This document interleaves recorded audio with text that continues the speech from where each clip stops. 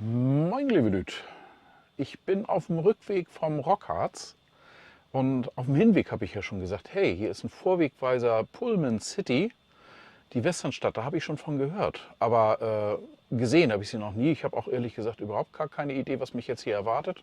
Ich habe jetzt bis eben noch das Video für euch geschnitten, vom Samstag zusammengefasst. Das rendert jetzt gerade so schön vor sich hin. Internet habe ich hier auch ein sehr, sehr flottes, habe ich gerade festgestellt. Ich dürfte hier sogar übernachten, ist jetzt nicht der Plan, weil eigentlich will ich heute noch bis nach Hause fahren. Aber jetzt gucken wir uns erstmal zusammen Pullman City an und da ist es doch echt praktisch, dass das graue Schaf hier immer meinen Lederhut verwendet. Wir haben gerade knalle Sonne. Ist das nicht ein Traumwetter hier? Nur ein paar Schäfchenwolken hier am Himmel. Tolle Gegend, der Harz. Echt, muss ich öfter mal vorbeischauen. Da gibt es noch einiges, was ich mir angucken muss. Und hier kann man natürlich Sonnenschutz richtig gut gebrauchen. Dafür habe ich ihn auch immer mit. Der kommt jetzt nicht aus dem Westen, der kommt auch aus Australien.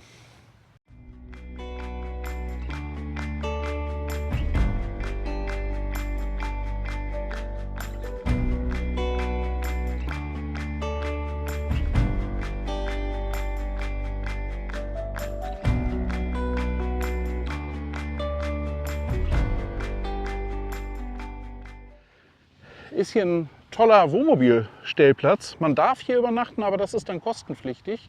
Wenn man jetzt nur tagsüber hier kommt, steht man hier sogar kostenfrei. Jetzt in der Saison hat Pullman City von 10 bis 23 Uhr geöffnet. Und im Juli, ab dem 19. Juli, glaube ich, wird es hier eine Sonderveranstaltung geben namens Indian Weeks. Ich habe noch keine Idee, was sich darunter verbirgt. Das Bison röhrt. Das ist mehr die Arrows-Anlage. Yamaha? Habe ich doch gleich erkannt.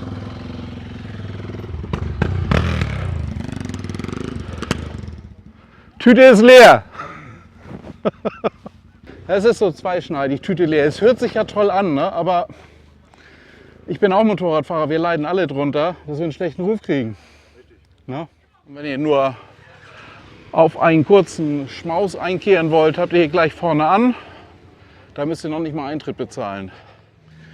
Welcome Pullman City, Living History. Ein echt geiler Camaro. Alter, das sind Puschen, das sind Walzen. Ja, da steckt viel Liebe drin in sowas. Passt natürlich zu Pullman City, mit sowas hier vorzufahren. So, und hier haben wir mal exemplarisch das Showprogramm. 10 Uhr Flohmarkt, 11 Uhr Tom's Magic Show, Hoop Dance um 12, Indian Paint Horse Dancers um 13 Uhr, Indian Dance Show um 14 Uhr, Highlight des Tages 15:30 Uhr. Auch dafür bin ich schon zu spät. Die große Wildwest Show ist dann dazwischen, 16:45 Uhr wieder Indian Paint Horse. Und das Kinderschminken um 18 Uhr, Live-Musik beginnt dann um 19 Uhr. Bis 23 Uhr haben die hier auf.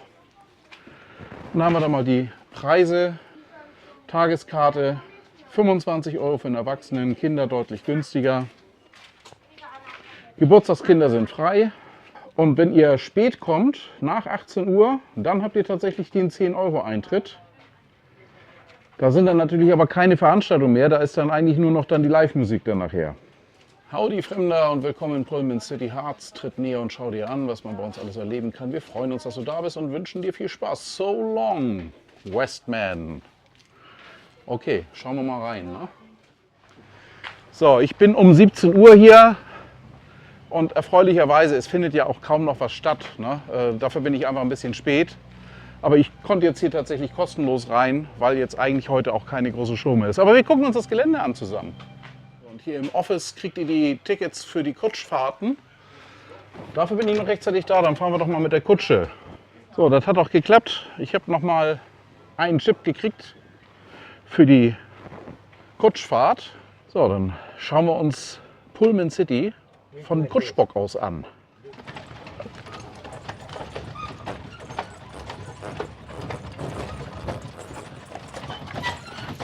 Trefft sich ja die Bogenschützen hier. Haben wir also auch eine Shooting Range. Was macht ihr auf der Shooting Range? Hier könnt ihr Bogenschießen alles fahren. Bogenschießen.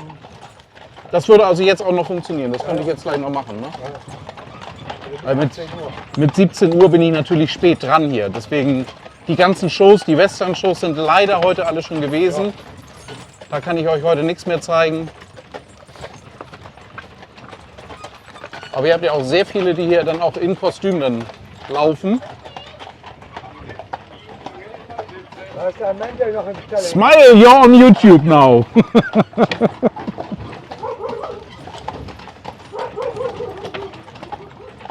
Ja, Flohmarkt ist auch noch im Gang. Ja, etwas ist noch. Mal gucken, vielleicht finde ich ja heute mal einen Hut in meiner Größe. Das ist immer mein Problem. Ich habe eine 61er Hutgröße. Die Standardhüte sind immer zu klein. Mit Hunden darf man hier auch rein. Das ist ja auch immer ganz wichtig zu wissen für viele Hundebesitzer, dass Hunde hier kein Problem sind, aber natürlich an alleine führen. Ne? Das sieht mir nach Goldwaschen aus. Genau. Das habe ich als Kind total geliebt. Hier haben wir dann einen Hogan, ein traditionelles Blockhaus der Navajos. Da sehen wir es. Begrüntes Dach. Und hier sind wir dann am Fort Bend. Was findet da drin so statt? Das ist über Nacht. Das ist Hotel, richtig. Ja, ja. Die Häuser, was ich alles drin, ja, das alles sind über Nacht. Ja.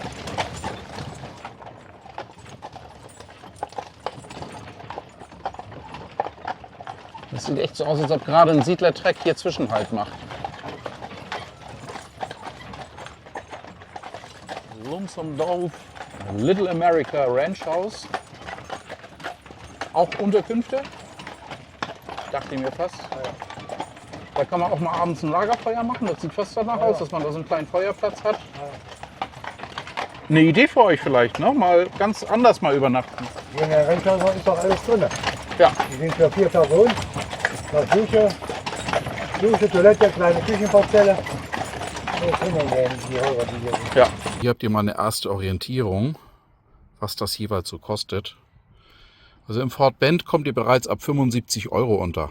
Wenn ihr mal in einem originalen Hogan schlafen wollt, dann seid ihr mit 155 € dabei. Das sieht aber auch urgemütlich aus da, ne? Infos findet ihr natürlich auf der Webseite. Da könnt ihr euch, verlinke ich unter dem Video, da könnt ihr euch dann schlau machen, was das jeweils alles so kostet. Und wenn es euch mal nach Ponyreiten gelüstet, das geht hier scheinbar auch. Doch große Berge. Ja. Ja, vor allen Dingen, was ich schön finde, ihr habt hier ein wesentlich größeres Gelände. Man sieht ganz oft irgendwo dann Ponyreiten angeboten und dann sind die Pferde wirklich in so einem ganz, ganz feinen Korall, wo die dann im Kreis laufen. Ja, hier kannst du nicht auf dem Rind mehr. Ja. Hier ist wesentlich mehr Platz dafür. Ne? Ihr startet immer unten, ne? Ja, unten am Eingang. Und da kommen wir jetzt an der Crazy Horse Show Arena vorbei. Wie gesagt, heute leider keine Shows mehr. Von daher kann ich da nicht mehr viel zeigen.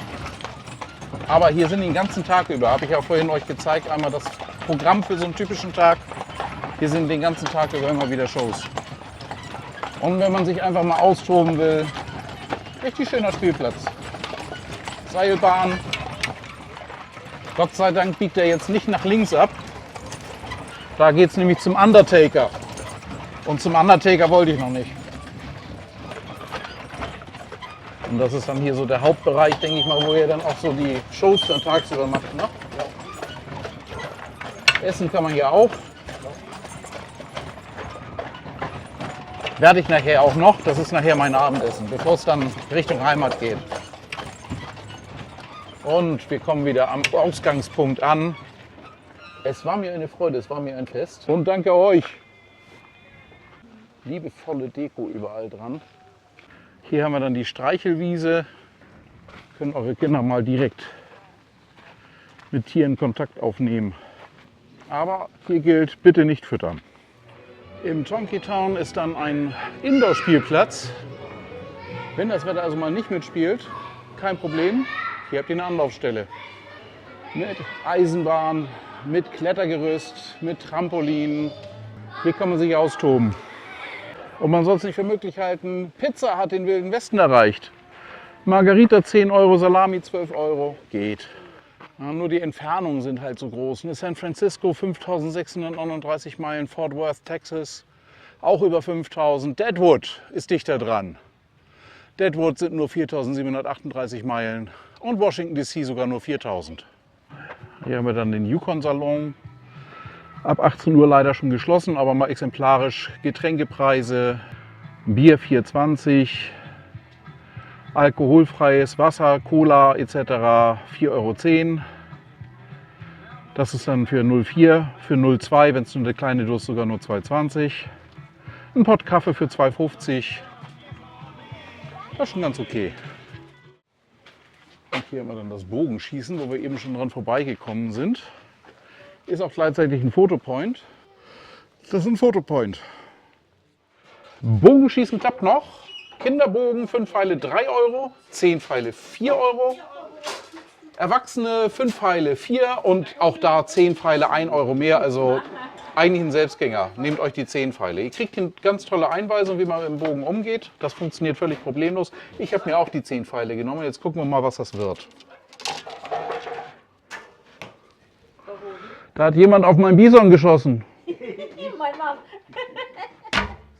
Ich habe es auch getroffen. Super. Wir teilen uns das Steak, ne? Yes. Auf jeden Fall. Und wieder drin. Wenn man es erstmal raus hat.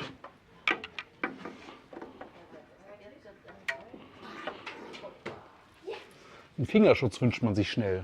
Ich glaube, die Bogenschützen haben auch normalerweise, haben die normale, ne? Nee.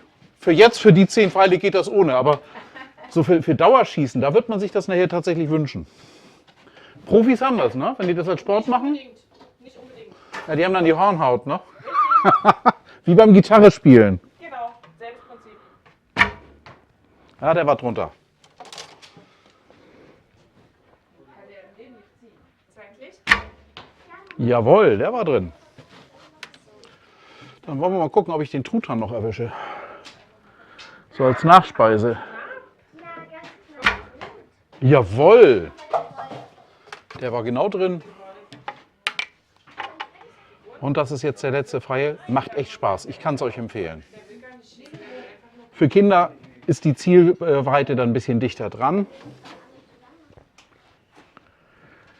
Nehmen wir nochmal den Bären.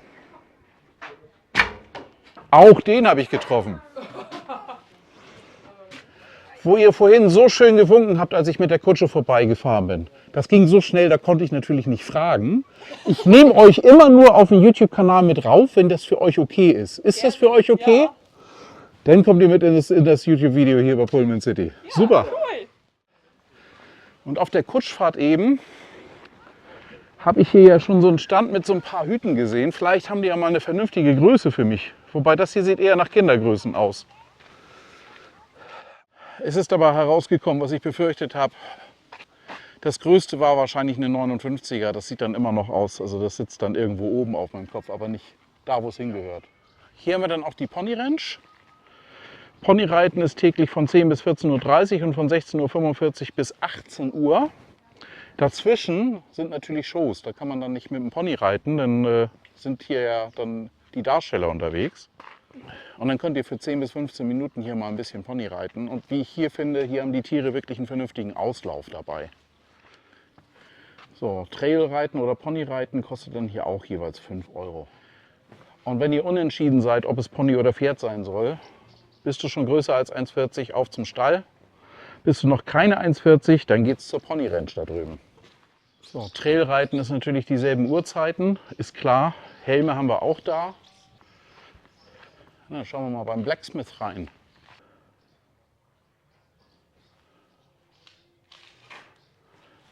Hier kriegen die also neue Reifen. Ja. Dann nehmen wir mal das Fire Department. Da können wir auch noch mal kurz reingucken, wenn ich schon mal hier bin. Don't park your horses here.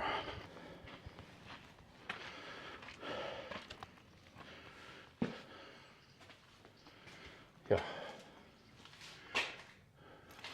Die ist von 1893.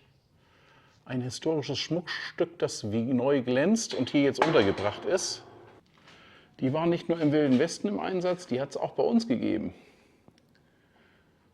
Da vorne seht ihr auch an dem Rollwagen, an dem Schlauchwagen, Freiwillige Feuerwehr Hasselfelde, Freiwillige Feuerwehr Hasselfelde. Ah, da steht es ja auch für Leute, die nicht rüber Kopf lesen wollen. Freiwillige Feuerwehr Hasselfelde, anno 1923 ist dann hier der Wagen gewesen. Auch zum Pferdeanspannen davor. werfen wir einen kurzen Blick in die Arena, in der jetzt gerade nichts stattfindet. Das ist eine schöne große Reithalle, in der man ordentlich viel Platz für so eine Show hat. Da ich euch ja von der Crazy Horse Show hier nichts zeigen kann, weil die gerade nicht stattfindet, zeige ich euch wenigstens ein paar Bilder davon, was hier dann so in der Crazy Horse Show alles passiert, was hier alles gemacht wird. Das sieht schon sehr abwechslungsreich aus. Old West Museum. Da müssen wir ja mal rein, ne? Ja. Hier haben wir dann tatsächlich so ein bisschen echtes West-Feeling. Original Cowboy-Sättel 1890. Taschenuhren.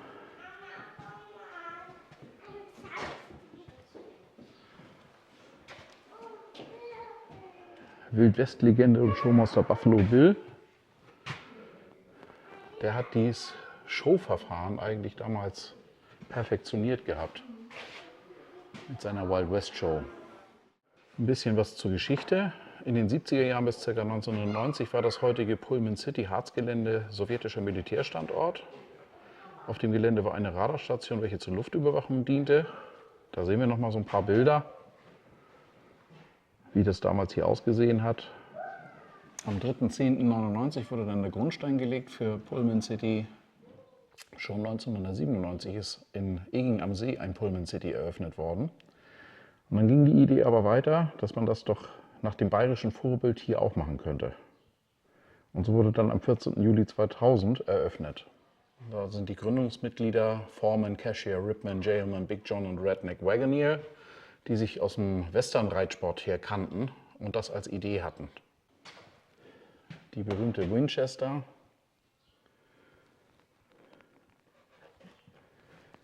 Remington New Army. Ja, Glücksspiel hat eine große Rolle gespielt im Wilden Westen. Es gab nichts anderes, um sich die Zeit zu vertreiben. Sheriff-Sterne à la Couleur. Ein paar davon dürften auch echt sein. Vielleicht sogar alle. Wenn ihr das hier kennt, Pullman City, und das wisst, schreibt es mir gerne in die Kommentare. Ganz viele Darsteller laufen hier in wirklich historischen Kostümen rum. Finde ich total toll. Das ist für Kinder wirklich eine Welt zum Eintauchen hier. Das ist ohnehin so meine Empfehlung. Das ist hier ganz toll für Kinder schon ab ganz jungem Alter. Wenn ihr dem mal ein bisschen Abenteuer im Alltag zeigen wollt, dann seid ihr da richtig. Eintrittspreise finde ich verträglich. Ihr dürft jetzt hier keinen Freizeitpark mit Fahrattraktionen erwarten. Aber alles ganz liebevoll gestaltet. Die Shows, von den Shows wird es leben. Und die konnte ich euch leider jetzt überhaupt nicht zeigen, weil einfach während ich jetzt hier bin, keine Shows mehr sind. Ich bin zu spät da. Da drüben haben wir dann das Silver Saddle Steakhouse. Da werde ich dann wohl gleich nochmal einkehren und mir dann nochmal meine Abendverpflegung, die ich vorhin beim Bogenschießen geschossen habe, dann abholen. Jetzt war die Rede im Video von Bisons und jetzt habt ihr euch vielleicht gefragt, man hat ja auch gesehen, das eine Bisongehege und Longhorngehege, während ich mit der Kutschfahrt da unterwegs gewesen bin. Wo sind denn die? Da unten. Die haben also auch große Weiden hier, dass sie wirklich vernünftig Auslauf kriegen. Ich habe ja vorhin gesagt, das ist gleichzeitig hier auch ein Wohnmobilstellplatz. Und so haben wir dann hier auch Toiletten im Außenbereich, ständig zugänglich. Und ebenfalls haben wir hier Duschen. Herren zweimal, Damen duschen zweimal. Duschzeiten von 8 bis 18 Uhr, am Freitag sogar von 8 bis 20 Uhr. Den Schlüssel bekommt man dann vorne im Town Office. Auch als Wohnmobilstellplatz einfach mal ein Zwischenstopp wert. So, jetzt habe ich mal mit ein paar Leuten hier auf dem Campground gesprochen. Wir haben ja Wochenende. Es war vorhin noch viel voller hier. Am Wochenende sind hier viele, die sich Authentiker auch nennen, die dann in authentischen Kostümen aus der Zeit hier ihr Wochenende verbringen. Wenn ihr ganz viel authentische Kostüme sehen wollt, ist Wochenende tatsächlich ein guter Tipp. Auch der Flohmarkt, über den ich vorhin noch mal drüber geschlendert bin, wo mir der Hut nicht gepasst hat. Da werden dann auch authentische Materialien von den Leuten, die sich damit beschäftigen, hobbymäßig, auch untereinander dann über diesen Flohmarkt auch ausgetauscht. Auch der ist dann eher am Wochenende zu finden. Und hier sehen wir haben eine riesengroße Fläche. Da passt schon einiges hin. Und hier haben wir jetzt mal die Longhorns mal von Dichten. Die haben ja ein großes Areal, wo sie sich dann wirklich wohlfühlen können. Ja, die Bisons haben sich ins letzte Eck zurückgezogen. Dichter kriege ich sie jetzt nicht. Stilechte Beschilderung, sauberes Wasser 50 Cent, schmutziges Wasser nur 10 Cent. Heißes Wasser gleich $1. Und ein Handtuch, $2. Da haben wir dann die Sheriff's Office. Der Sheriff scheint schon ein bisschen länger zu arbeiten. Der macht wohl viele Überstunden hier. Dasselbe gilt aber auch für die Gefangenen. Einige sitzen hier schon ziemlich lange. Da gibt es hier also durchaus einige Fotopunkte, auch in der Westernstadt. Auch wenn es Läden gibt, in denen Fotografieren bei Todesstrafe verboten ist. Mehr sage ich dazu nicht. Eingeweihte wissen mehr. Da sind wir jetzt am Steakhouse. Schauen wir auch hier mal auf die Karte. Macht euch gerne ein Standbild. Buffalo Bill Steak, Prime Rib, 300 Gramm, das ist aber auch ein ordentlicher Brocken. 37,80. Ein T-Bone mit 500 Gramm. Da wird man schon satt. Ich muss ja auch wach bleiben, ne? Also ich darf mir jetzt nicht hier die ganz großen, die 300 Gramm Steaks holen. Ich muss ja noch ein paar Kilometer nach Hause reiten. Aber ich habe eben gerade schon mal Teller stibitzen dürfen, also mit den Augen. Das Joseph Rattlers Flanksteak hier für 18,90 €, das sah super aus. Ich glaube, das wird's. Da ist es, mein wohlverdientes Abendessen.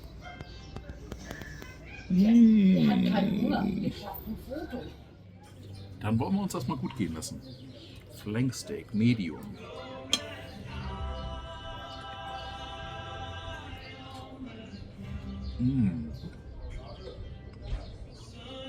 Butterzart.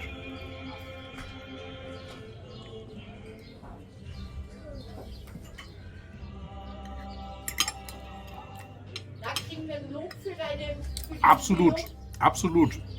Ich sag gerade, der Mais ist total genial. Sie hatte mir jetzt ja auch eben extra gesagt, das dauert ein bisschen. Wir haben einen großen Tisch, der jetzt gerade bestellt hat. Also super. Ich bin ja nicht auf der Flucht.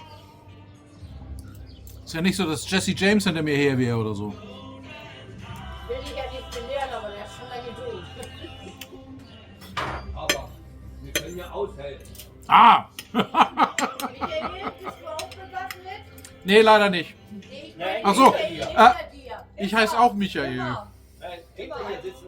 Ja, den komm ich gleich ins Kreuzfeuer, ne? Weil Ihr seht, wir mögen uns.